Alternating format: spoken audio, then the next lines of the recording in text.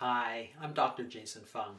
Today I'm going to be talking about fasting, specifically for women, how to time it with the menstrual cycle, and what sort of things you should watch out for in the menopausal and premenopausal area, as well as some fascinating research from the biometrics company Lumen, which talks about the types of energy you're using through the cycle. Just a note before we begin, this video is sponsored by Lumen. This allows us to give this 10% discount coupon code, so please enjoy. There are some specific changes that go on with the hormones in the female body, and usually the menstrual cycle is counted from day 1 being the first day of bleeding. During that time, from menstruation through to ovulation, you get a slow buildup of the hormone estrogen. And estrogen is to prepare the uterus for the implantation of the egg.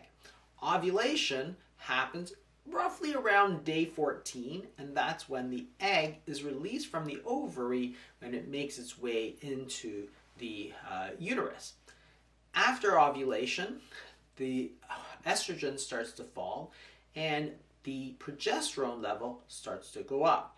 So these two phases of the cycle are broken up by ovulation, and that can be measured sometimes by temperature, sometimes people feel it. The first half of the cycle is called the follicular phase, and the second half is the luteal phase. The question is when the best time to fast and what the best foods to eat are during those periods of time.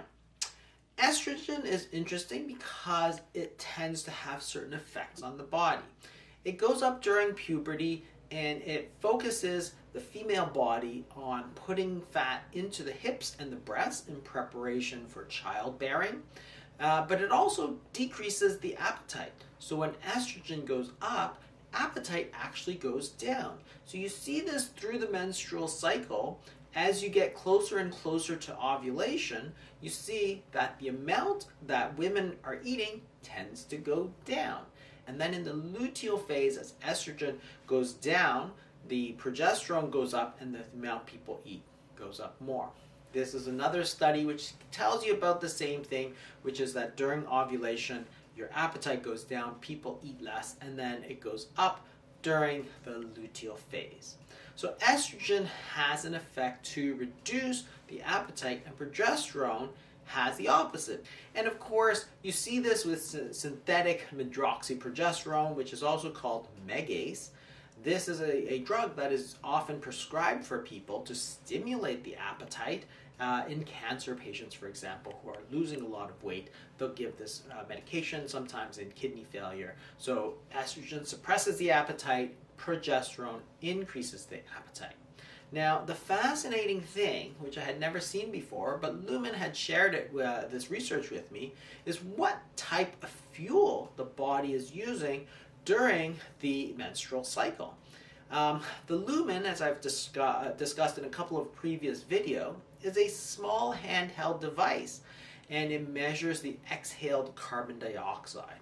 And why does this make a difference? It's because our body uses two types of fuel. It can either use glucose, which is carbohydrates, or it can use fat. And when you metabolize those two types of fuel, the amount of carbon dioxide released in your breath is different between the two. So by measuring the amount of carbon dioxide released per oxygen, you can get an idea of whether the body is burning fat or burning carbs. This article looked at the exhaled carbon dioxide during the menstrual cycle and also during menopause to get an idea of what happens to your body when you're going through these differences between estrogen and progesterone through the menstrual cycle. And what you can see is a very distinct two phases, just like we have the follicular and the luteal phase. What you can see is that all the way up to ovulation, where estrogen is going up, you can see that the amount of carbon dioxide is staying relatively high, which means that the body not only is eating fewer total calories because of the appetite suppressing effect, but it's tending to burn more carbs during that initial follicular phase. And then it switches. After ovulation, progesterone goes up, appetite goes up, and the body switches then to burning fat, because you can see that the amount of exhaled carbon dioxide goes down. So what is the implication when you're trying to lose body fat? The follicular phase is probably the ideal phase to do it, because you're getting this sort of double benefit. First, because hunger is going down, it's actually going to be easier to do the fasting. And second of all, because your body is tending to burn off the carbohydrates, you want to let it burn it off. So by doing fasting during the initial phase or extended fast, you want to time it sort of going into that ovulation period, because remember, that's when your hunger is going to be the lowest. That's going to be the ideal time. And this is backed up by practical experience. So Megan Ramos, who runs thefastingmethod.com, who wrote the book Intermittent Fasting for Women, also didn't have access to this research when she was doing it, but her practical experience with thousands of women told her that this first phase is probably the best phase in the menstrual cycle. And now it's backed up her clinical acumen with actual science as measured by Lumen, and also by the hunger sensitivity with the estrogen and progesterone. During the second phase, the luteal phase, when you're having the high progesterone, you're going to have increased hunger, but also more fat burning.